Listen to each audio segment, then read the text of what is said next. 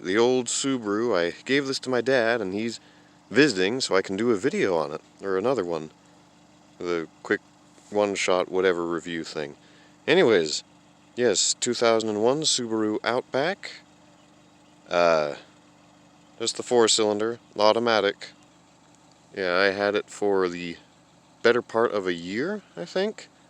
Bought it in August 2022 and, well, let's see, took it down to my dad right at the start of March. So, yeah, it was a pretty good car.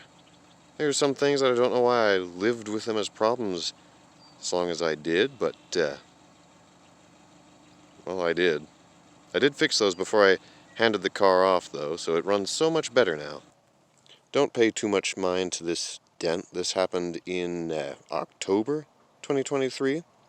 The one time I let my younger brother borrow this car to get to school, and some kid backs into it, trying to get away from school.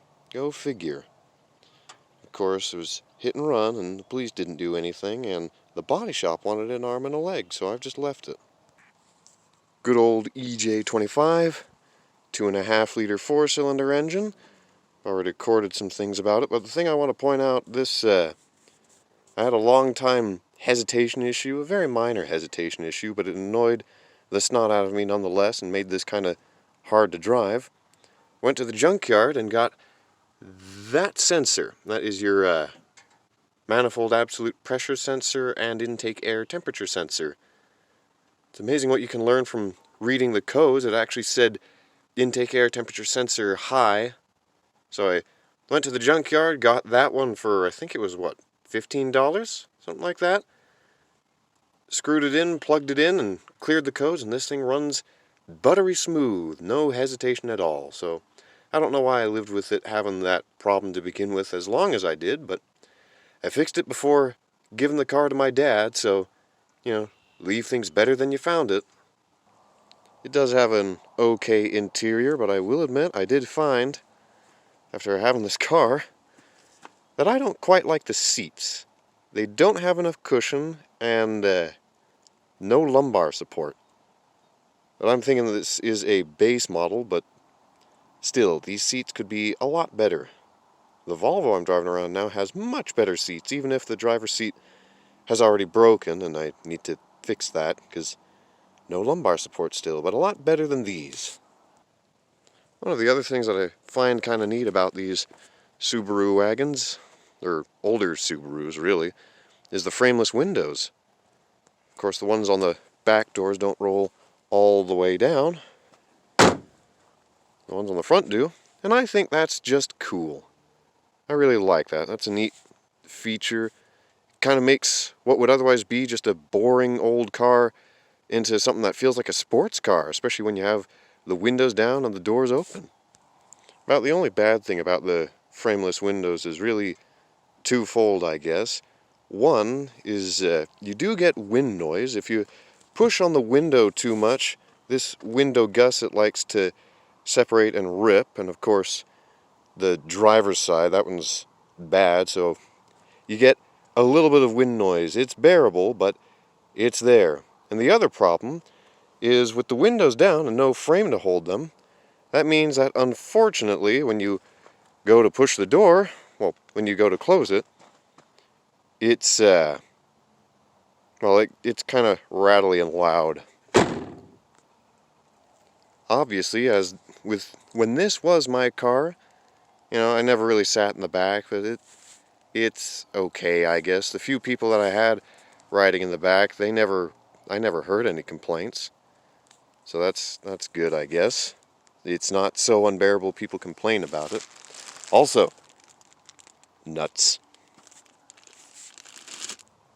Like I said, station wagon, so it has a tailgate and the seats fold down, and this, like a lot of wagons, transforms into a gargantuan moving van when you fold the seats down, so that's always neat. And by the way, an interesting fact that you might not know, at least about the, I think this is the second generation, I think, technically, of the Subaru Outback. So with this being all-wheel drive, and it does not have a full-size spare, it has a space saver, there's actually instructions in the owner's manual.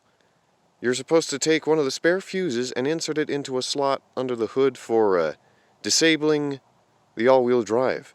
It switches it to front-wheel drive only when you have the spare, and you do have to put that on, otherwise you're going to get driveline wind-up and other issues and blow out a differential or something. So do that if you have to put a spare on.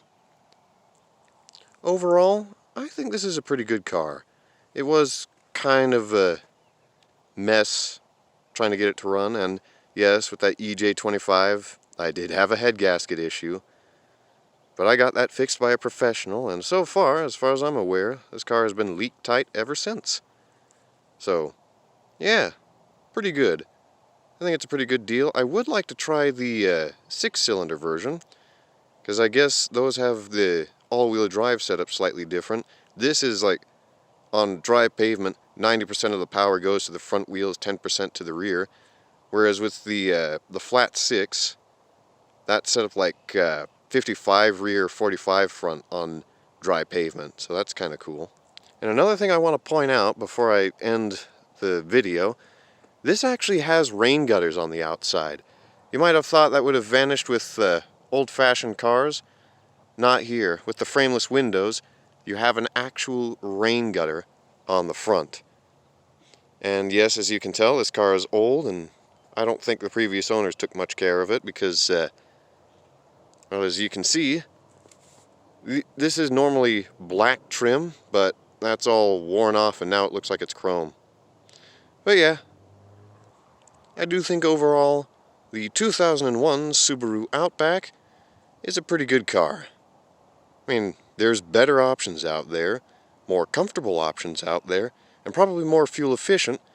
The best I ever got out of this car was 27 miles to the gallon, and I guess that's not quite the best gas mileage anymore, but it's a lot better than my previous vehicle. But yeah, pretty good car overall, I think.